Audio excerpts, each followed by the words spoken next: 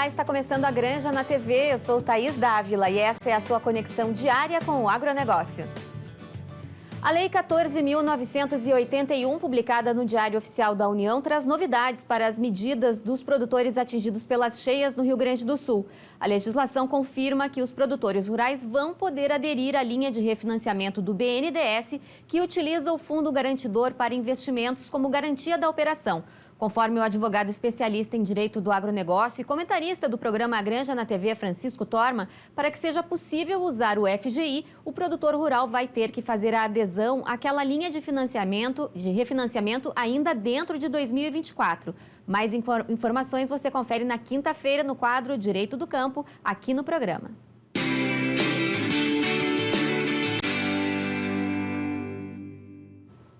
O Núcleo de Relações Internacionais da CNA se reuniu na última semana e apresentou ações desenvolvidas e avanços recentes relacionados à defesa de interesses do setor agropecuário brasileiro.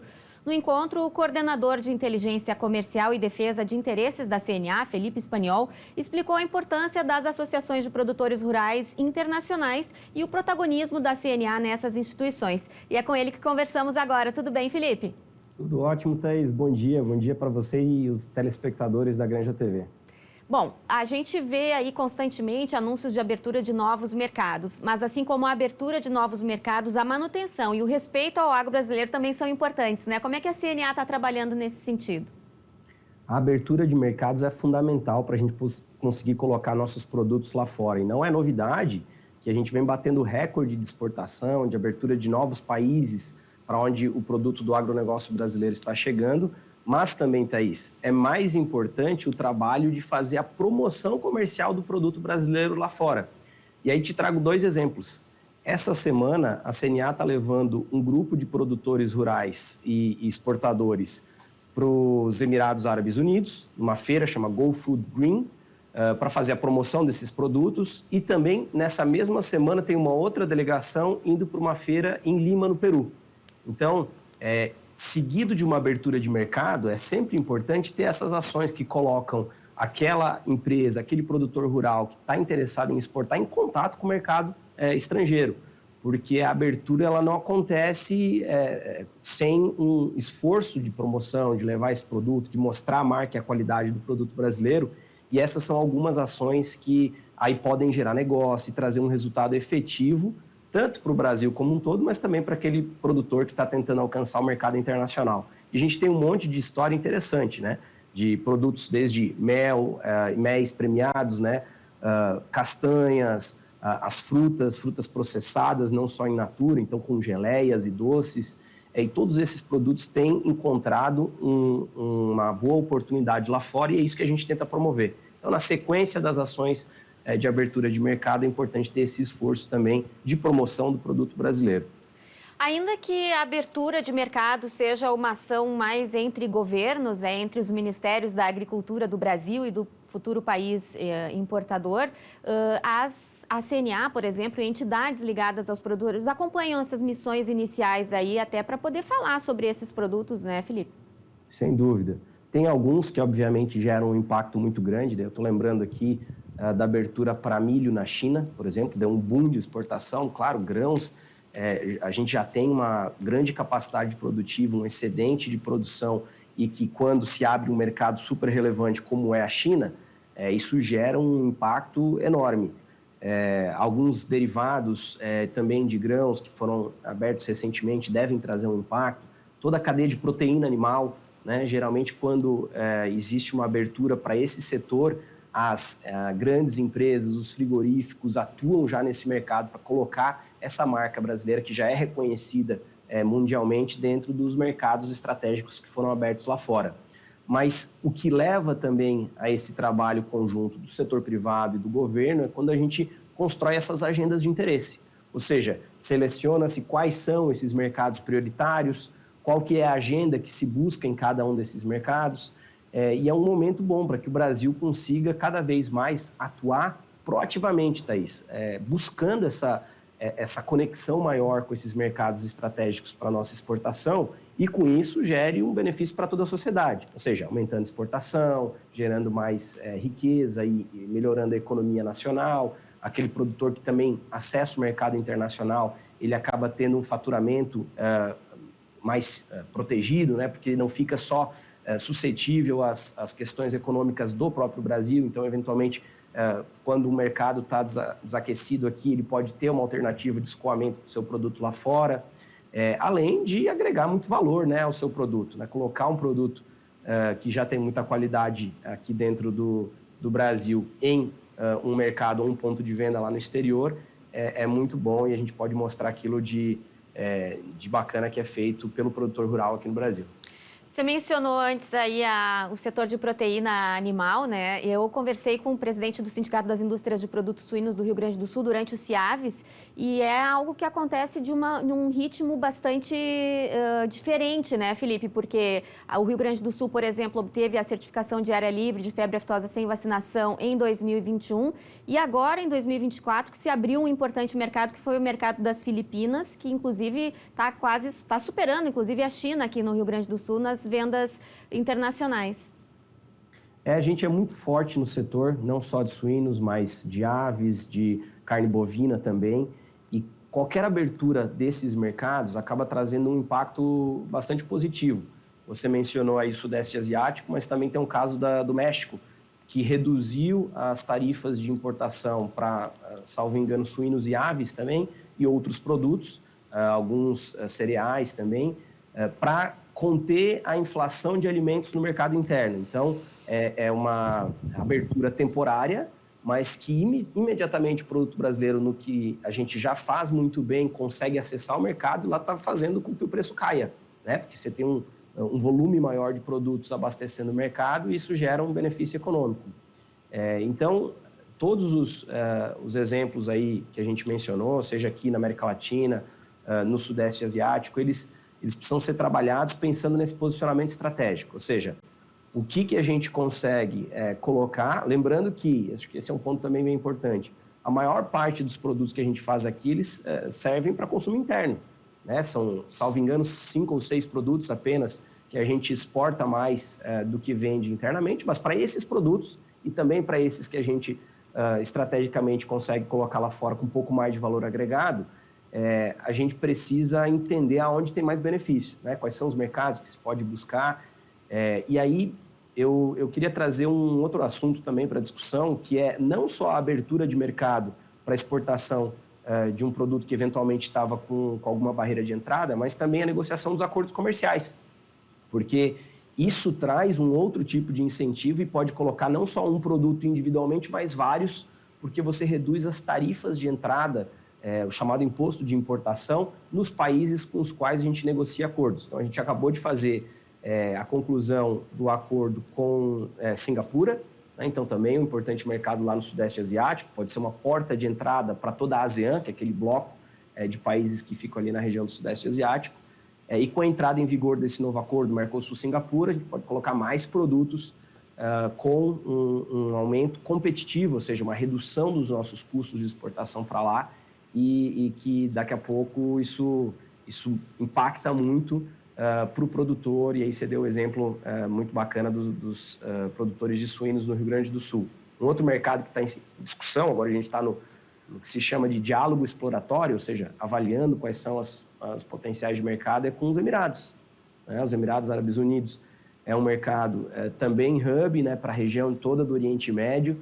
Então, Mercosul e Emirados estão negociando um acordo comercial, um possível acordo comercial, e a CNA sempre busca essas aberturas mais amplas, né? Uma liberalização do comércio para algumas economias bastante tradicionais, como é o caso do Canadá, Coreia do Sul, Japão, mas também ampliação do acordo que a gente tem com o México, ampliação do acordo que a gente tem com a Índia. São todos movimentos bastante estratégicos para a gente conseguir colocar o nosso produto lá fora de maneira mais competitiva.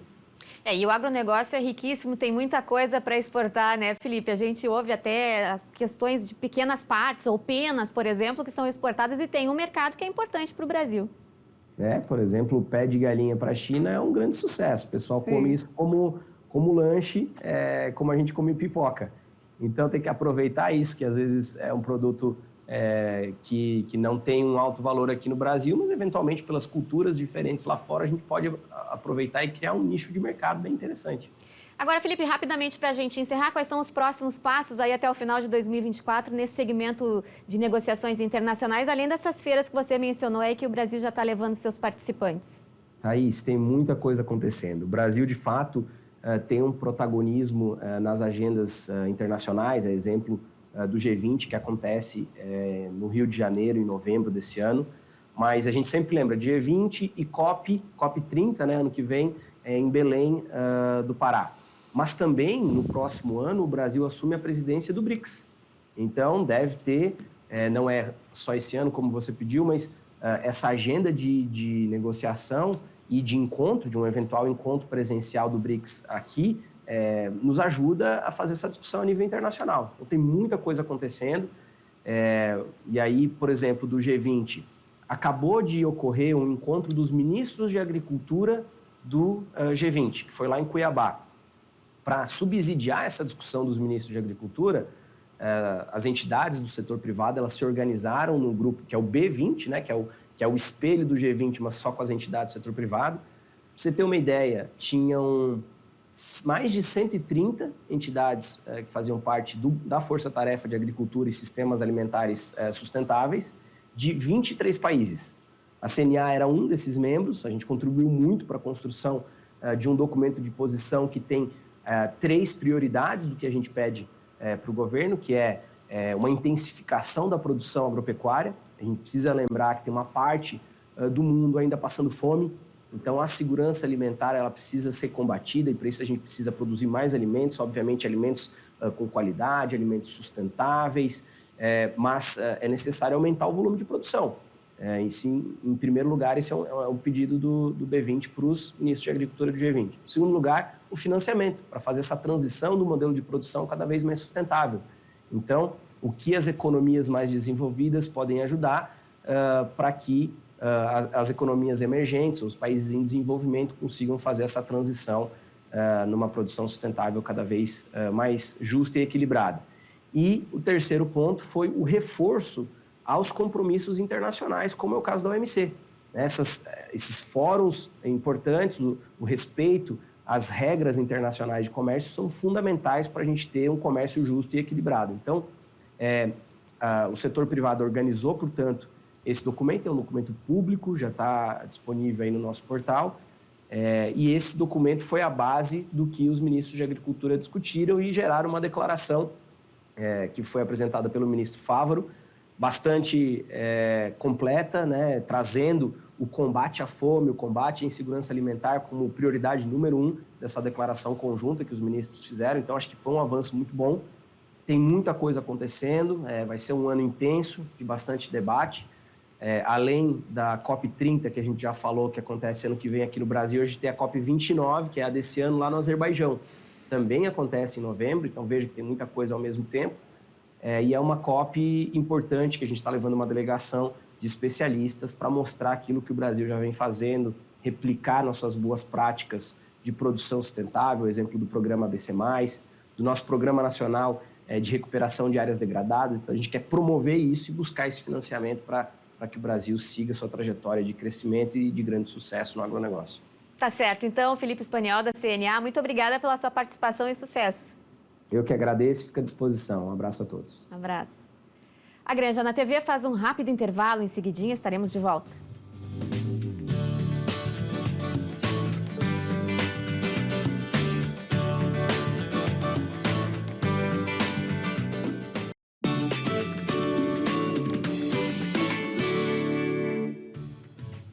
Estamos de volta com a Granja na TV. E a primavera começa com previsão de instabilidades para a semana. Vamos saber com o presidente da Federação das Associações de Arrozeiros do Rio Grande do Sul, Alexandre Velho, como estão as perspectivas para o plantio, já que estamos em início de semeadura no estado. Tudo bem, presidente? Olha, Thaís, embora nós ainda não estejamos na melhor época, né, porque o plantio do arroz, o ideal é o mês de outubro, mas, claro, algumas regiões, como a região da fronteira oeste, já iniciaram aí o plantio. O que essa semana vai acabar ocasionando é um atraso também no preparo de solo. Não preocupa ainda este atraso, porque, como eu disse antes, a melhor época é outubro, mas claro, como a gente deve ter um atraso aí, principalmente no preparo das áreas, isso pode acabar acarretando um atraso no plantio de forma geral. E de que forma essa condição atua no plantio do arroz, já que as máquinas estão preparadas para trabalhar em solo úmido? Mas nós precisamos também de tempo seco, não podemos preparar solo com chuva. E essa semana, como tu falaste, tem previsão de chuva. Teremos uma reunião provavelmente aí na quarta-feira da diretoria da Federarroz, que é composta aí pelas 6 regiões produtoras de arroz no Rio Grande do Sul, e aí teremos uma ideia mais clara da situação atual. Aproveitando o contato, como estão as perspectivas para a safra de arroz 2024-2025? Trabalhamos com um ligeiro aumento da área, de ordem aí de 5% por aí. Penso que isso é normal em função da situação atual, principalmente da diminuição do valor da saca de soja, que está presente aí na rotação com arroz.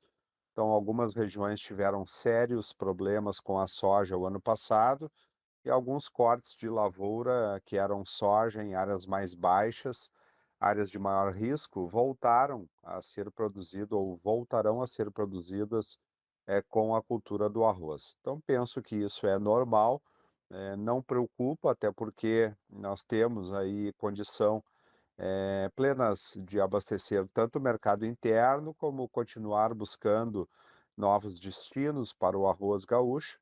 Então, penso que este aumento aí de 5% está dentro de uma normalidade. Nós deveremos ter uma boa safra neste próximo ano, principalmente porque temos aí indicativos de uma normalidade com relação ao clima.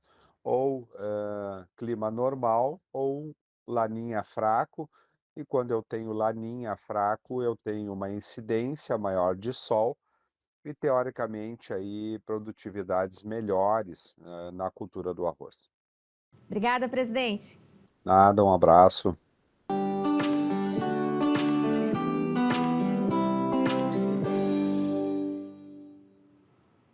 Segunda-feira é dia de mercado aqui no programa Granja na TV e vamos até a Grão Direto com o analista de mercado Gabriel Souza. Tudo bem, Gabriel? Olá, tudo bem? Quero falar muito sobre a semana, mas quero te perguntar, em primeiro lugar, sobre a repercussão aí da super quarta. Na semana passada, a gente teve uma alta na taxa de juros no Brasil e a queda na taxa de juros nos Estados Unidos. Quais os impactos dessas duas medidas para o produtor rural brasileiro? Bom, vamos lá. A saída, né, de investimento americano com o corte da taxa de juros lá acaba valorizando um pouco mais nosso mercado aqui dentro. Então, tem um reflexo direto no câmbio.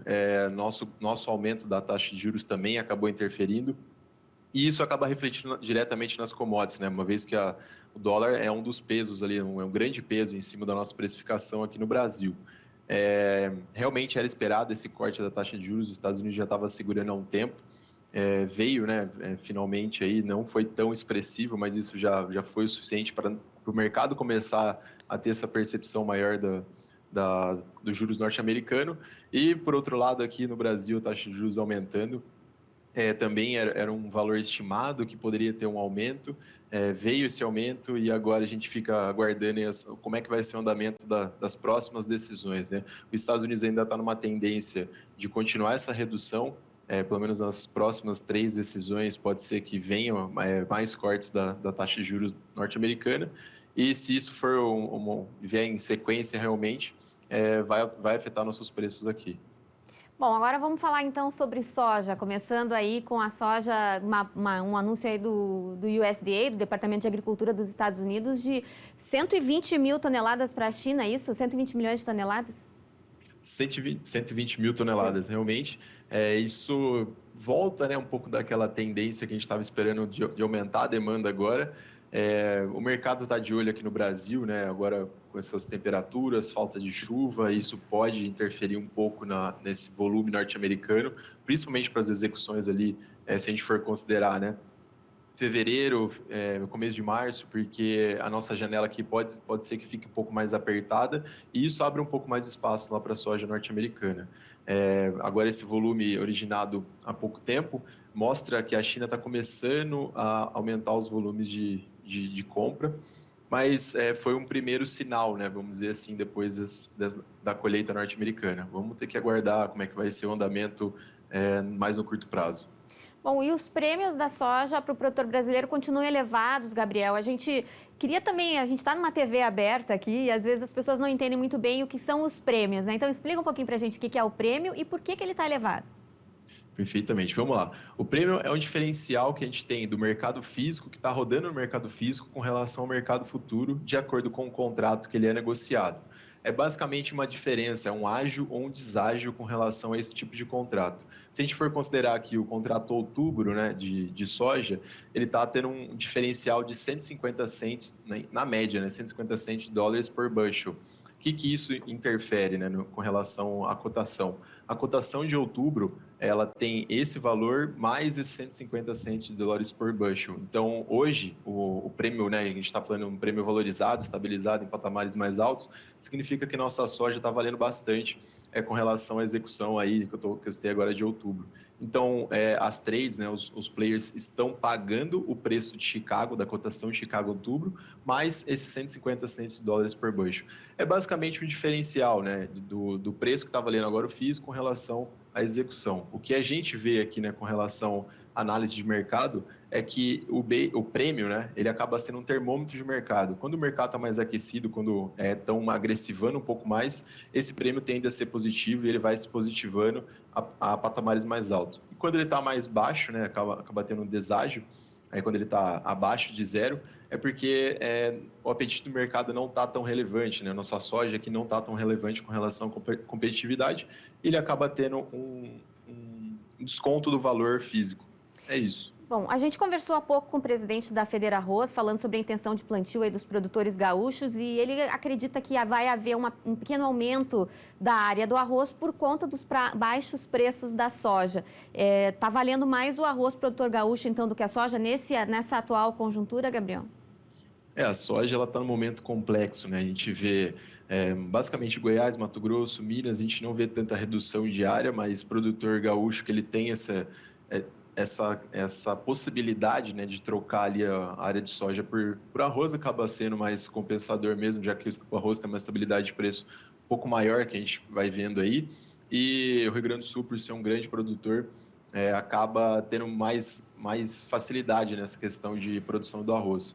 É uma alternativa, visto que a gente está, né, num momento complexo, super safra americana, o Brasil agora, se o clima favorecer, a gente conseguir plantar o que está sendo esperado aí de área e tudo mais, a gente também tem uma expectativa de safra boa, muito também pela laninha, se ela confirmar, né, as chuvas específicas em regiões produtivas, isso pode favorecer a nossa safra de soja.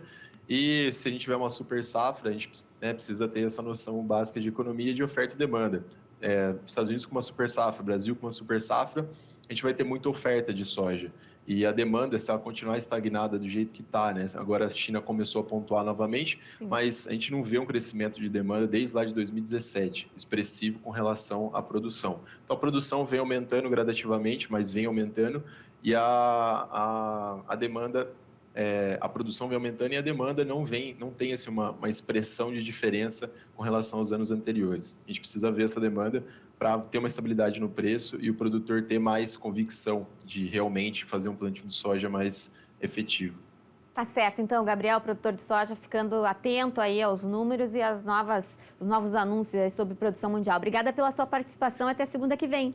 Obrigado a vocês, até semana que vem. A Granja na TV de hoje fica por aqui, a gente volta amanhã, até lá.